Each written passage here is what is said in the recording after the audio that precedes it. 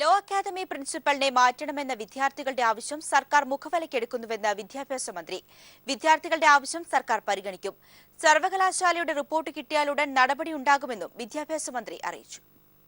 Law അക്കാദമിയിലെ സമരം രണ്ടാഴ്ച പിന്നിട്ട പശ്ചാത്തലത്തിലാണ് സമരം നടത്തുന്ന വിവിധ വിദ്യാർത്ഥി സംഘടനകളുമായി വിദ്യാഭ്യാസ മന്ത്രി നേരിട്ട് ചർച്ച നടത്തിയത്. സമരക്കാർ ഉന്നയിക്കുന്ന എല്ലാ ആവശ്യത്തെയും സർക്കാർ അനുഭാവപൂർവ്വം പരിഗണിക്കുന്നതായും യൂണിവേഴ്സിറ്റിയുടെ റിപ്പോർട്ട് ലഭിക്കുന്ന മുറയ്ക്ക് ശക്തമായ നടപടി ഉണ്ടാവുമെന്നും പ്രൊഫസർ സി രവീന്ദ്രനാഥ് പറഞ്ഞു. പ്രിൻസിപ്പൽ രാജിവെക്കണമെന്ന സമരക്കാരുടെ അഭിപ്രായം മുഖവിലക്കെടുക്കുന്നതായും അദ്ദേഹം പറഞ്ഞു. പ്രിൻസിപ്പൽ രാജിവെക്കുന്ന അവരുടെ അഭിപ്രായമാണ് അവർ പറഞ്ഞത്. അതൊരു ചർച്ചയായിരുന്നല്ലോ. അഭിപ്രായത്തിൽ അവിടെ നടന്ന സംഭവങ്ങളൊക്കെ ഇപ്പോൾ യൂണിവേഴ്സിറ്റിയോട് നമ്മളൊരു അന്വേഷണം പറഞ്ഞിട്ടുണ്ട്.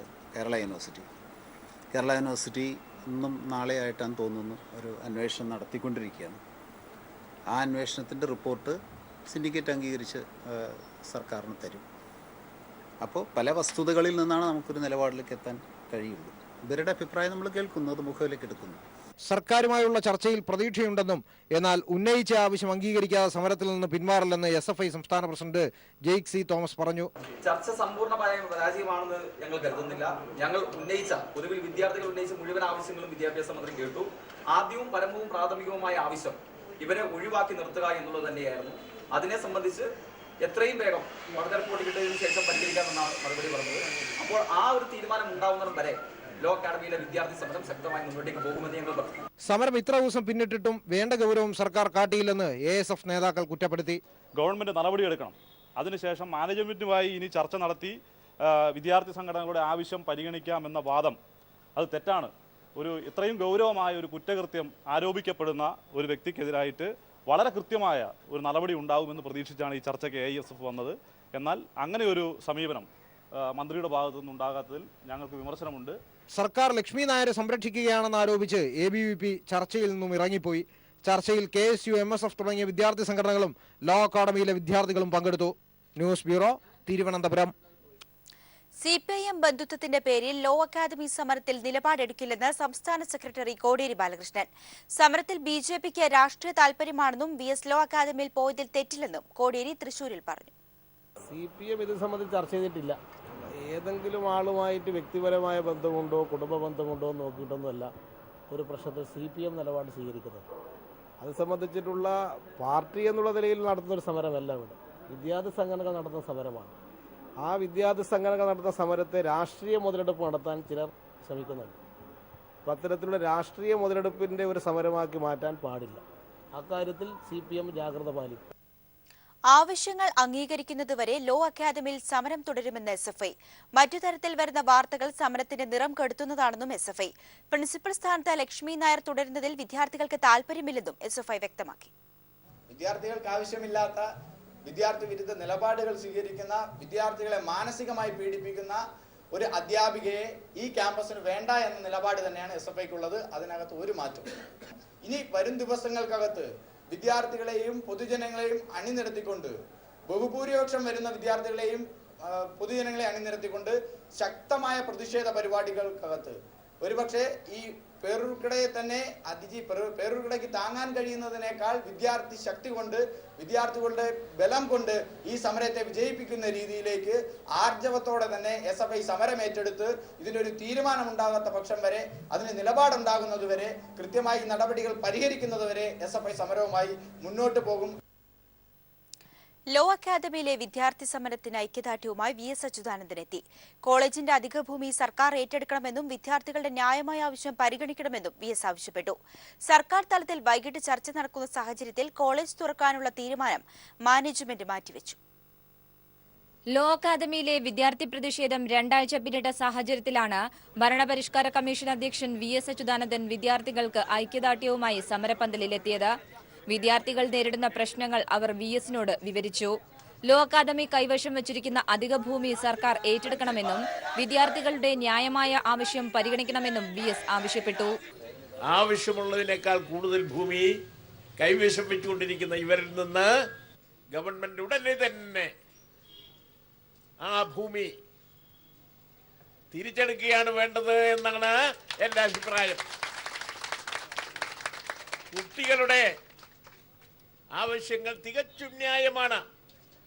ആ ആവശ്യങ്ങൾ ഉടനടി അംഗീകരിക്കുകയാണ് വേണ്ടത് എന്നാണ് എൻ്റെ മറ്റൊരു അഭിപ്രായം.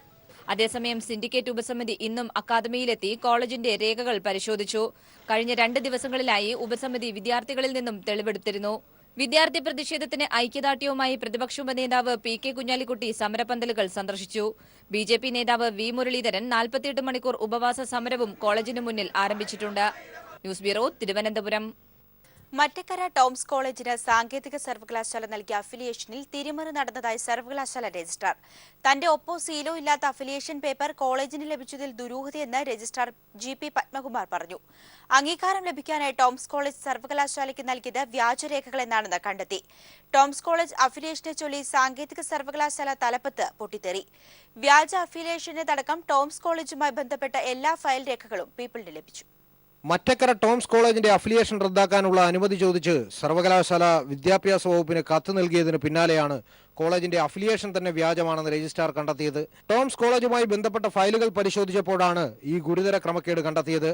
KTUവിന്റെ അംഗീകാരത്തിനായി സമർപ്പിച്ച സമയത്ത് കാണിച്ച സ്ഥലത്തല്ല കോളേജ് പ്രവർത്തിക്കുന്നതെന്നും നിലവിൽ കോളേജ് പ്രവർത്തിക്കുന്ന സ്ഥലം സർവകലാശാലയ്ക്ക് നൽകിയ അഫിലിയേഷൻ പേപ്പറിൽ കാണിച്ച സ്ഥലത്ത് നിന്ന് 1 കിലോമീറ്റർ മാറിയുള്ള മറ്റൊരു കെട്ടിടത്തിലാണെന്ന് 2016 മെയ് മാസം 3-ാം തീയതി സർവകലാശാല നിയോഗിച്ച 2-അംഗ പരിശോധനാ സമിതി കണ്ടെത്തി.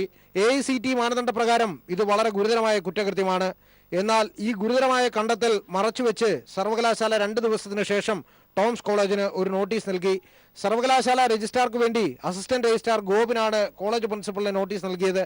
കോളേജിലെ മറ്റ് സൗകര്യങ്ങൾ വർദ്ധിപ്പിക്കണമെന്ന് മാത്രമാണ് നോട്ടീസിൽ പറയുന്നത്.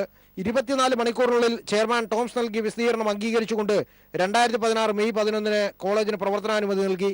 അഫിലിയേഷൻ രേഖയിൽ രജിസ്ട്രാറുടെ ഒപ്പോ സീലോ ഇല്ല. പുതിയ വിവാദങ്ങളുടെ പശ്ചാത്തലത്തിൽ ടോംസ് കോളേജുമായി ബന്ധപ്പെട്ട രേഖകൾ പരിശോധിക്കവെയാണ് ഇക്കാര്യം രജിസ്ട്രാർ കണ്ടെത്തുന്നത്. താൻ അനുമതി നൽകാത്ത കോളേജിന് ആര് എപ്പോൾ പ്രവർത്തനാനുമതി കൊടുത്തു എന്ന് വിശദീകരിക്കാൻ അസിസ്റ്റന്റ് രജിസ്ട്രാർക്ക് ഷോക്കോസ് നോട്ടീസ് നൽകിയതോടെയാണ് സംഭവങ്ങളുടെ ചുരുളഴിഞ്ഞത്. സർവകലാശാലയിലെ ഒരു ഉന്നതൻ തന്നെ രജിസ്ട്രാറുടെ പേരിൽ ഈ ഗവേണൻസ് വഴി അഫിലിയേഷൻ നൽകുകയായിരുന്നു. ഇതിന്റെ ലോഗിംഗ് വിശദാംശങ്ങൾ രഹസ്യമായി സൂക്ഷിക്കാനും അഫിലിയേഷൻ ഫയലുകൾ രജിസ്ട്രാറെ കാണിക്കാതെ തീരുമാനമെടുത്ത ശേഷം രജിസ്ട്രാറുടേതെന്ന പേരിൽ ഉത്തരവായി ഇറക്കുകയുമായിരുന്നു. ഇറക്കിയ ഉത്തരവിന് QR കോഡ് അഥവാ സർവകലാശാലയുടെ രഹസ്യമുദ്ര ഇല്ല എന്നതും സംശയം വർദ്ധിപ്പിക്കുന്നു. അടുത്ത ദിവസങ്ങളിൽ മാത്രമാണ് രജിസ്ട്രാർക്ക് പോലും ഈ ഗവേണൻസിലേക്ക് പ്രവേശനത്തിനുള്ള പാസ്വേഡ് സർവകലാശാല ഉന്നതൻ നൽകിയത്. ടോംസ് കോളേജിന് അഫിലിയേഷൻ നൽകാനായി സർവകലാശാല തന്നെ ക്രമക്കേടുകൾ നടത്തിയെന്ന് ബോധ്യപ്പെട്ടതുകൊണ്ടാണ് കോളേജിന്റെ അഫിലിയേഷൻ ഉടൻ റദ്ദാക്കണമെന്ന് രജിസ്ട്രാർ ജി.പി. പത്മകുമാർ ഇന്നലെ വിദ്യാഭ്യാസ മന്ത്രിയെ നേരിൽ കണ്ടാവശ്യപ്പെട്ടത്. കൂടാതെ തന്റെ പേരിൽ താൻ അറിയാതെ പല കോളേജുകൾക്കും ഇതുപോലെ അഫിലിയേഷൻ നൽകിയിട്ടുണ്ടോ എന്ന് പരിശോധിക്കണമെന്നും സമഗ്രമായ ഒരു അന്വേഷണം ഈ കാര്യത്തിൽ നടത്തണമെന്നും രജിസ്ട്രാർ വിദ്യാഭ്യാസ മന്ത്രിയോട് ആവശ്യപ്പെട്ടു. മറ്റക്കര ടോംസ് കോളേജിന്റെ അഫിലിയേഷൻ തന്നെ വ്യാജരേഖയെന്ന് കണ്ടെത്തിയതോടെ കാര്യങ്ങൾ കൂടുതൽ ദുരൂഹമാകുകയാണ്. അന്വേഷണം സർവകലാശാലയുടെ തലപ്പത്തേക്ക് നീണ്ടാൽ പല പകൽമാന്യന്മാരുടെയും തലകൾ ഉരുളും. ഒരു പെട്ടിക്കടക്ക് ലൈസൻസ് വേണമെങ്കിൽ പോലും മാമൂലുകൾ ഏറെയുള്ള കേരളത്തിലാണ് ടോംസ് എന്ന വ്യക്തി AICTEയെയും സർവകലാശാലയും കബളിപ്പിച്ച് ഒരുപറ്റം ഭാവി എഞ്ചിനീയർമാരുടെ ഭാവി വെച്ച് പന്താടിയത്. എസ് ജീവൻകുമാർ, തിരുവനന്തപുരം.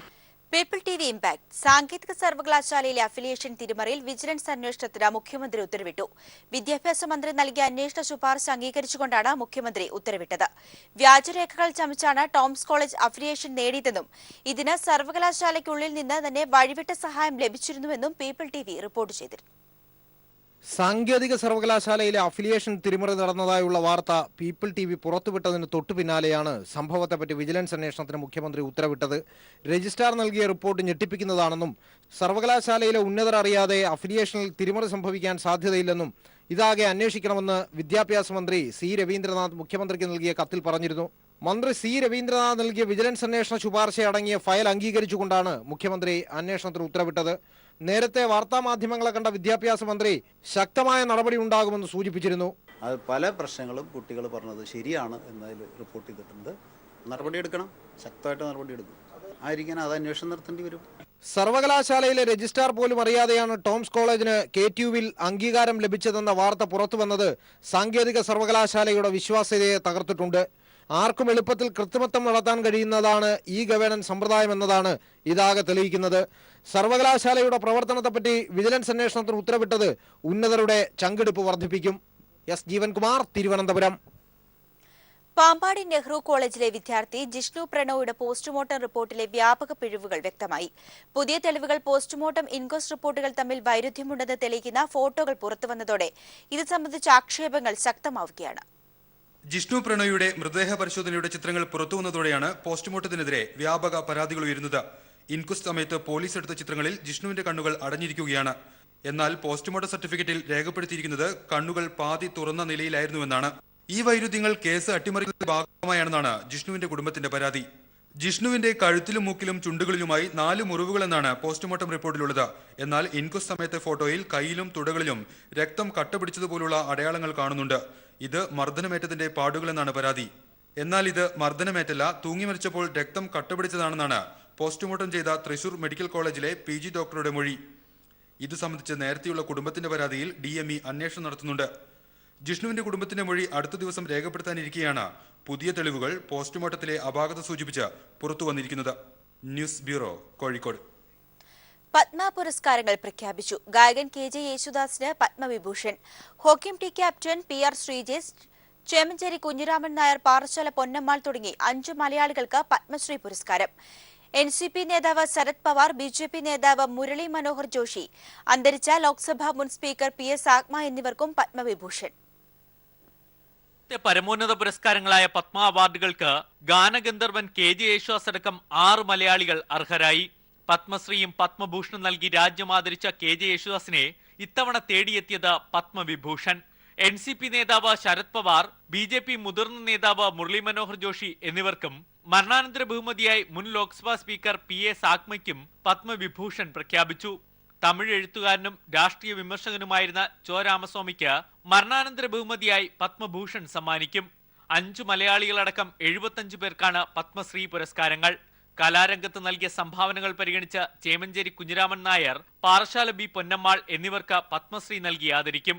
സാഹിത്യ മേഖലയിൽ നിന്നും അക്കിത്തം അച്യുതൻ നമ്പൂതിരി പത്മശ്രീക്ക് അർഹനായപ്പോൾ അയോധന കലയിലെ സംഭാവനകൾ പരിഗണിച്ച് കൾഡിഗുഴുക്കൾ മീനാക്ഷി അമ്മയ്ക്കും Padmashri.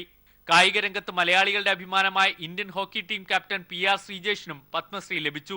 Cricket team captain Virat Kohli, അന്തർഡേ cricket team captain Shekhar Naik, Olympics medal ജേതാവ് സാക്ഷി മാലിക്, ജിംനാസ്റ്റിക് താരം ദീപ കർമാക്കർ തുടങ്ങിയവർക്കും പത്മശ്രീ പുരസ്കാരങ്ങൾ സമ്മാനിക്കും. അതേസമയം ഭാരതരത്ന പുരസ്കാരം ഇത്തവണ ആർക്കുമില്ല. News bureau, Delhi.